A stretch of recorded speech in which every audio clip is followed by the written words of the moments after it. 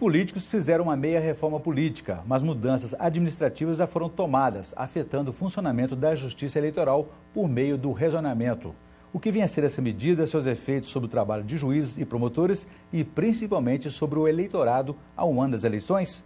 Esse é o principal tema de hoje do Pensamento Jurídico, uma produção da Associação dos Magistrados Mineiros, a AMAGES. Para falar sobre o assunto, nós vamos conversar com o novo presidente do Tribunal Regional Eleitoral de Minas Gerais, o desembargador Edgar Pena Amorim, que foi empossado no dia 23 de junho deste ano. Ele é magistrado há 16 anos, foi juiz do Tribunal de Alçada de Minas Gerais e é desembargador do Tribunal de Justiça de Minas Gerais há 14 anos. É também mestre em Direito Constitucional pela Faculdade de Direito da Universidade Federal de Minas Gerais. Doutor Edgar, parabéns, boa sorte no novo desafio e obrigado pela presença aqui no Pensamento Jurídico. Muito obrigado, Orion. Bom, vamos iniciar a nossa conversa aqui. Então, nós temos no programa ainda dois quadros, o Pensamento Universitário, em que estudantes de Faculdade de Direito me ajudarão a entrevistá-lo. E no terceiro bloco, o Pensamento Literário, em que só fará indicações de leitura para os nossos telespectadores. Pois bem, o Tribunal Regional Eleitoral que o senhor dirige precisou se adequar aí a uma resolução do Tribunal Superior Eleitoral que promove o rezoneamento eleitoral. O que representa isso na prática? Na prática, Orion, essa medida que o TSE determinou, ela tem um impacto muito grande, sobretudo naquelas zonas eleitorais que, em razão dos critérios que o próprio TSE estabeleceu, tiveram que ser extintas. Os números do TSE, ou decorrentes desses critérios, inicialmente, eram superiores a 100 zonas eleitorais que se encaixariam nos critérios de extinção do TSE. Mas nós fizemos um esforço, embora sabendo que isso poderia trazer alguns problemas, num esforço de manter ao máximo o número de zonas eleitorais. Reduzir esse impacto, né? Reduzir o impacto. E, para tanto, nós tivemos que fazer o remanejamento de alguns municípios. E o senhor chegou a fazer até uma audiência pública a respeito disso. Exatamente, porque o nosso prazo era curto e uma maneira de ouvir os interessados, a população, os juízes, os promotores, os servidores públicos, as comunidades locais, nós convocamos uma audiência pública que teve uma participação muito interessante, muito relevante, e na qual nos trouxeram várias ponderações que, na maioria delas, puderam ser acolhidas. Quando o senhor fala em extinção de zona eleitoral, não é correspondente a município, a comarca de cada município, ela tem uma abrangência diferente. Não, a divisão judiciária do Estado, em termos de comarcas, ela é feita por lei aprovada pela Assembleia por proposta do Tribunal de Justiça.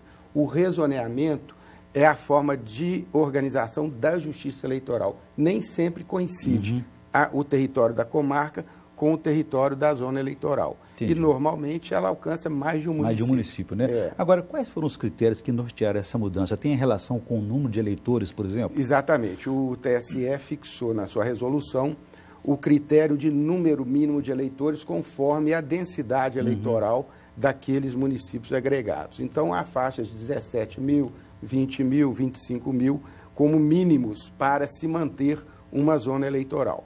E para atingir esses mínimos é que nós fizemos o remanejamento de alguns municípios. E quando que essa medida passa a vigorar efetivamente? O que vai acontecer com essas zonas eleitorais extintas? Sim, o prazo que o TSE estabeleceu foi do final do mês de outubro para a concretização dessas medidas.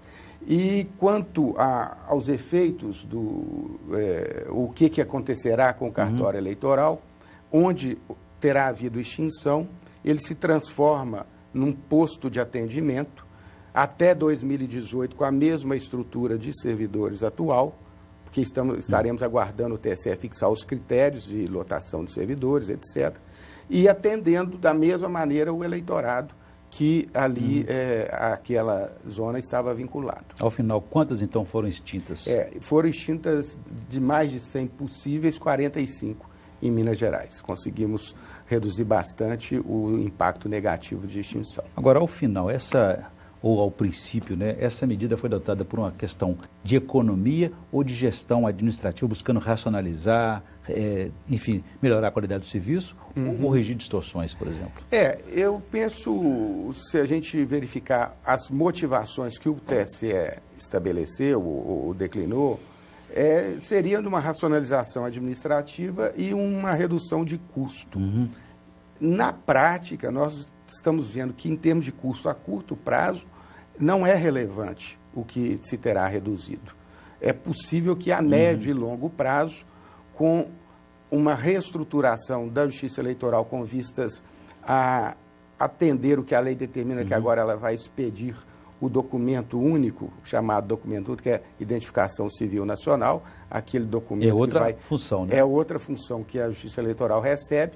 É possível que a médio e longo prazo isso leve até à criação de postos de atendimento, até em municípios que não eram sede de zona eleitoral. Embora o senhor tenha cumprido essa resolução, no fundo, eu acho que você não concorda muito com ela, não. Não, efetivamente, a resolução nós respeitamos, mas ela foi adotada pela Corte do TSE sem uma consulta prévia aos tribunais regionais eleitorais e estabelecendo critérios que nós, que estamos mais próximos, né, da realidade do Estado, consideramos que, em muitos casos, foram critérios negativos, critérios que não levaram em conta uma realidade. Ok, doutor Edgar, eu vou fazer o intervalo agora. Eu gostaria que no próximo bloco o senhor falasse para a gente sobre a possibilidade de revisão no futuro dessa medida e também sobre os prejuízos eventuais que ela pode trazer ao trabalho de juízes, promotores, da Justiça Eleitoral como um todo e também ao eleitorado. A gente volta então em instantes. Pois é.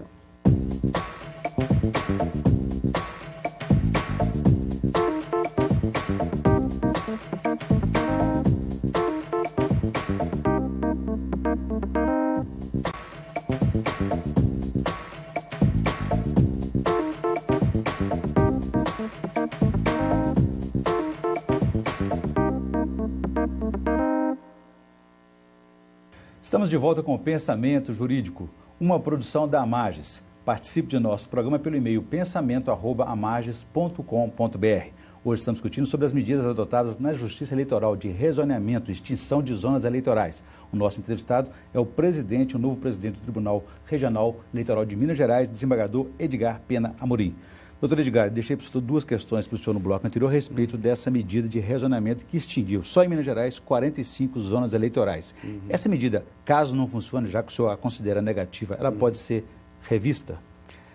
A revisão dependerá de uma decisão do TSE. Da mesma maneira que nós tivemos que fazer esse rezoneamento, extinguir essas 45 zonas por determinação do TSE, é só por alguma autorização superveniente que poderá haver uma revisão dessas medidas adotadas. A respeito dos efeitos, vamos iniciar os efeitos sobre a Justiça Eleitoral, o funcionamento dela, o trabalho dos juízes, promotores, há um ano das eleições.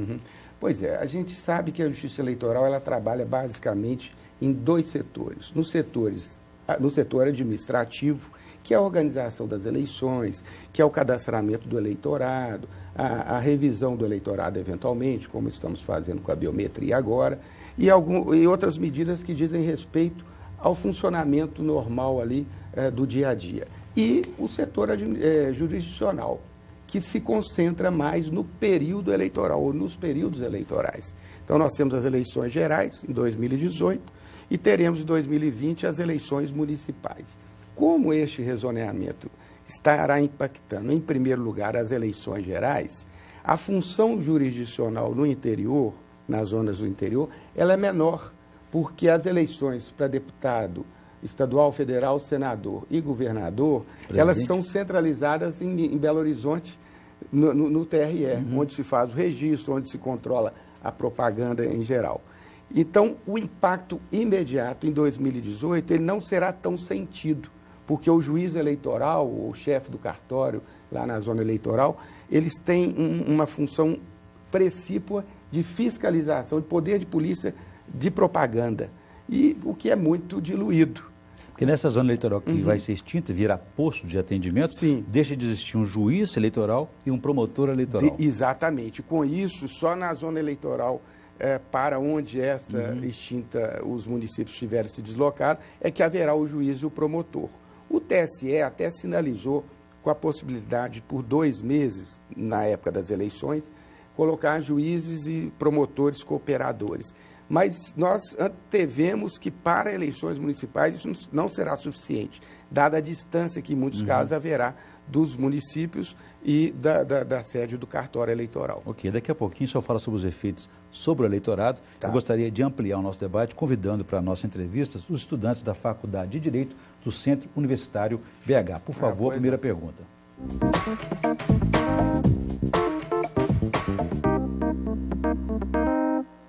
Quais foram os critérios que levaram para tomar tal iniciativa? Lucas, os critérios, como a gente acabou de falar, foram estabelecidos pelo TSE e dizem respeito principalmente ao número de eleitorado mínimo que terá que ter uma zona eleitoral. Também nós procuramos levar em conta, na medida do possível, a distância existente entre o município e a sede da zona eleitoral, para que, ainda que haja postos de atendimento e que os locais de votação não se alterem, o eleitor possa, no dia a dia, ter mais facilidade para resolver os seus problemas. Mas na época das eleições, no dia das eleições, nada alterará para aquele eleitor. Quais procedimentos os eleitores devem tomar para atualizar o seu documento eleitoral? Pois é, Matheus. Nós vamos fazer automaticamente a transferência do número da zona e da seção eleitoral para cada eleitor que já estiver cadastrado. Então, ao longo desse período até as eleições, bastará o eleitor se dirigir a um posto de atendimento ou ao cartório eleitoral para pegar a sua via atualizada do título de eleitor. Mas não há um prazo obrigatório para imediatamente ter que requerer qualquer coisa. Nós vamos fazer automaticamente essa transferência. Quais os impactos que essa decisão causa na organização da Justiça Eleitoral de primeiro grau?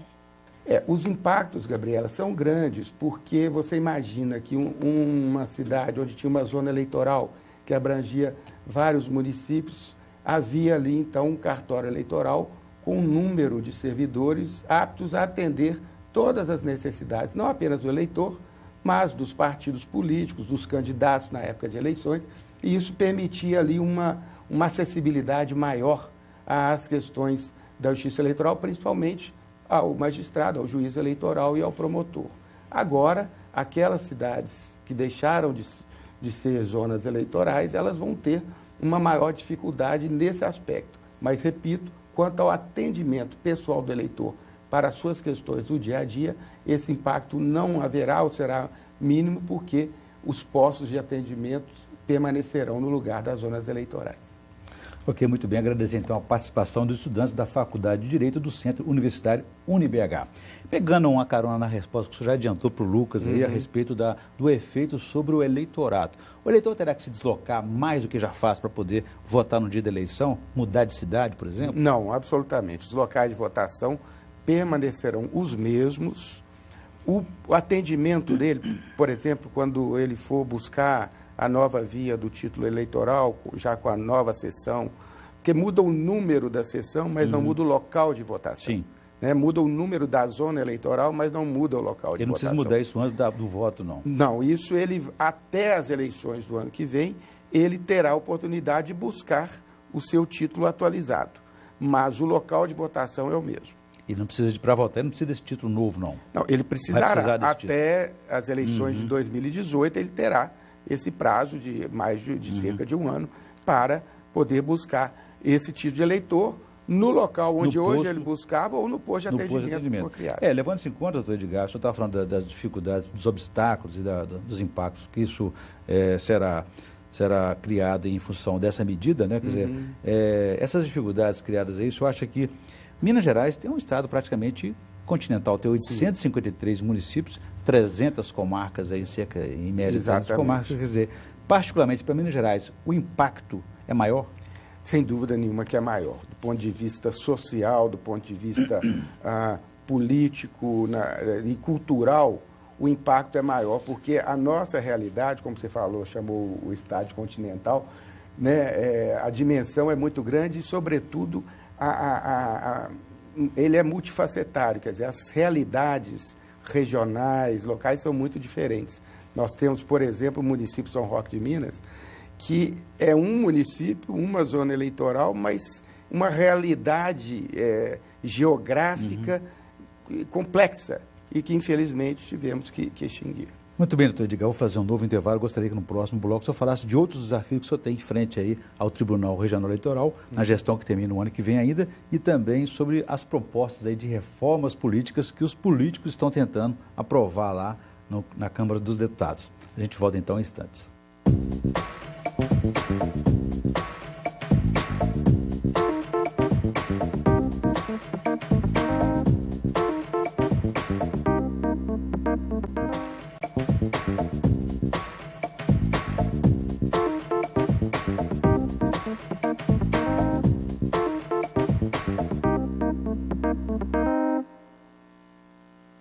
Estamos de volta com o Pensamento Jurídico, uma produção da Amages. Hoje estamos discutindo sobre as reformas políticas, a reforma da Justiça Eleitoral, rezoneamento, medida administrativa, com o nosso entrevistado, o desembargador Edgar Pena Morim, que é presidente do Tribunal Regional Eleitoral de Minas Gerais. Doutor Edgar, deixei para o senhor, então, uma questão no bloco anterior a respeito, então, dos novos desafios que o senhor tem, além do rezoneamento, que já discutimos nos blocos anteriores, na gestão que o senhor tem como presidente aí até junho do ano que vem.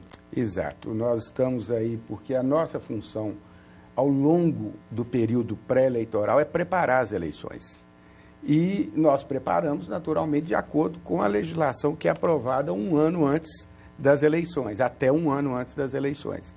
E o que acontece é que, nesse momento de discussão da reforma política, de votação no Congresso Nacional, e de turbulências naturais, e talvez não tão naturais assim, nós não estávamos acostumados com tantas, né, Orion? Mas a verdade é que este momento da definição, em que se definem as novas regras eleitorais, a Justiça Eleitoral tem que estar atenta, porque ela tem que imediatamente começar a se organizar para implementar, segundo as novas regras, as eleições do próximo ano. Isso acontece independentemente do que pensam os juízes, os magistrados que lidam com a questão eleitoral. Exatamente, porque nesse momento de organização administrativa, cabe-nos cumprir a lei, o que for definido, tiver sido definido, em termos de reforma política e reforma política eleitoral.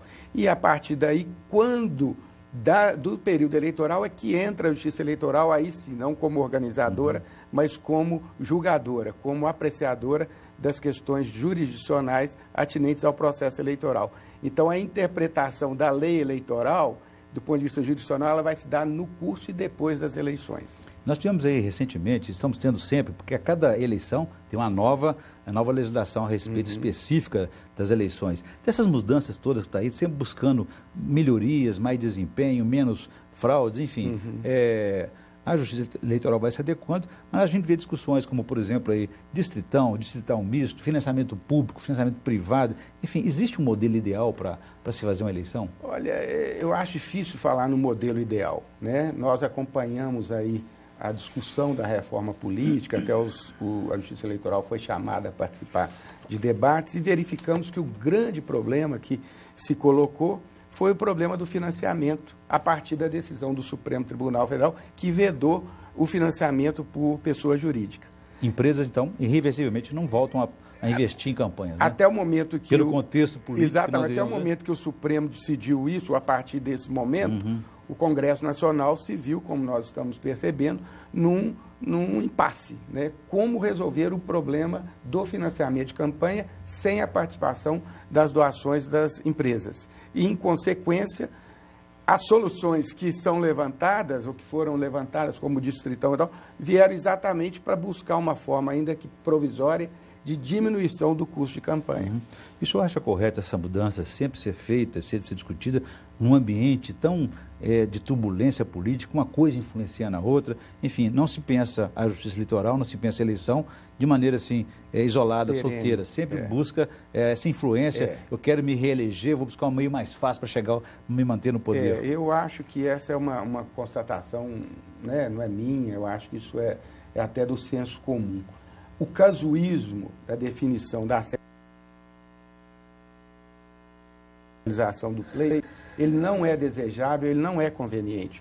O ideal é que tivéssemos regras permanentes. Todos sabiam, não há um ano do final do mandato, mas todos sabiam que no curso da legislatura as regras que vigorariam no próximo pleito seriam as mesmas e, portanto, numa estabilidade tanto para o candidato quanto para o eleitor. Existe algum país que adota um modelo mais estável, que possa nos referenciar nesse momento? Não, eu não diria um país especificamente, há vários em que essas regras são claras, né? E isso depende muito também do sistema de governo, né? O presidencialismo com regras de periodicidade mais constante das eleições, sabidamente 4 anos, 5 anos, enquanto no parlamentarismo, por exemplo, sabemos que as eleições podem ser convocadas até antecipadamente. Então, a periodicidade, pelo menos, ela é variável. Ainda do ponto de vista administrativo, só tem 2 desafios. Um que é o recadastramento biométrico, que já está acontecendo, que vai ser uma medida muito positiva para o trabalho da Justiça Eleitoral, e também um novo trabalho que não chega a ser eleitoral, que é essa identificação civil nacional. Explica para a gente como é que é esse desafio, o que vai ser feito. A biometria já é uma realidade entre nós. Em Minas, nós estamos com bons índices de eleitores recadastrados por meio da biometria, mas temos metas a atingir e estamos caminhando para isso. É preciso que também o eleitorado seja sensibilizado para esta conveniência, essa necessidade. Em Belo Horizonte, por exemplo, pretendemos incrementar aí com campanhas para convencer o eleitorado a vir se cadastrar pela biometria o quanto antes. Agora, do ponto de vista da identificação civil nacional, é uma decisão do Congresso Nacional recente e que está na dependência dos parâmetros que o TSE vai estabelecer, porque isso tem implicações de ordem administrativa, técnica e, sobretudo, financeira, para viabilizar a implantação desse chamado documento único. E só está acontecendo por conta da biometria do recadastramento anterior, Na verdade, a lei atribuiu à Justiça Eleitoral esta responsabilidade em face da experiência que ela adquiriu ao longo desse processo de cadastramento por biometria. E de confiança que ele tem de confiança que recebe da população. Bem. Eu volto a esse tema daqui a pouquinho. Gostaria que antes o senhor fizesse para a gente indicação de leitura no quadro Pensamento Literário, por favor. Pois não.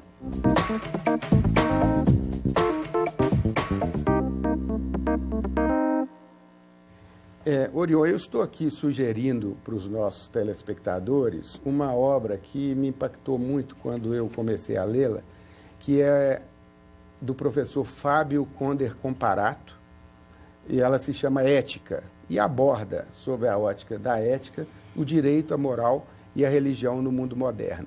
Ela é uma obra, por ser do professor Fábio Comparado, naturalmente uma obra densa, uma obra que traz reflexões a partir da história, a ética na antiguidade, como que os pensadores da antiguidade clássica lidavam com esse assunto. Ela também aborda, na sua segunda parte, a partir do século XVI, a grande revolução moderna, como também que, com o surgimento de novos pensadores, de novos filósofos, a ética passou a ser considerada e, finalmente, chega a uma proposta de um relacionamento humanístico-ético que o professor Fábio Comparado sabe muito bem lidar. Eu acho que é uma obra atemporal e, por isso mesmo, atualíssima, porque ética é algo que nós precisamos não só estudar, como implementar. Uma boa indicação, até porque eu só vou lugar temporal, mas nesse momento ela é muito importante ser lembrada. Doutor Edgar, só para a gente encerrar o nosso programa, a Justiça Eleitoral sempre foi modelo de justiça nesse país aqui. Como é que ficou, como é que ficaram os números aí da Justiça em números do desempenho da Justiça Eleitoral dos tribunais neste primeiro semestre? Pois é, o CNJ vem ao longo do tempo estabelecendo metas e de uns anos para cá, eu diria principalmente 1 ano e meio, 2 anos para cá, os tribunais regionais eleitorais passaram efetivamente a buscar se organizar para o cumprimento dessas metas. E os números que temos até o momento são alvissareiros, porque entre primeira e segunda instância nós conseguimos até mesmo superar em muito aquelas metas estabelecidas. Vamos ver se até o final do ano nós conseguimos cumpri-las todas. Muito bem, parabéns aí, sucesso na gestão. Obrigado. Nós conversamos aqui com o novo presidente do Tribunal Regional Eleitoral de Minas Gerais, desembargador Edgar Pena Morim, e discutimos em medidas administrativas como rezoneamento eleitoral, extinção de zonas eleitorais e também sobre as propostas políticas de reforma das eleições do ano que vem. Doutor Edgar, obrigado pela presença, prazer recebê-lo aqui novamente. É uma honra. Obrigado. Nós ficamos por aqui. Se você quiser participar, escreva para pensamento@amages.com.br. Obrigado e até a próxima.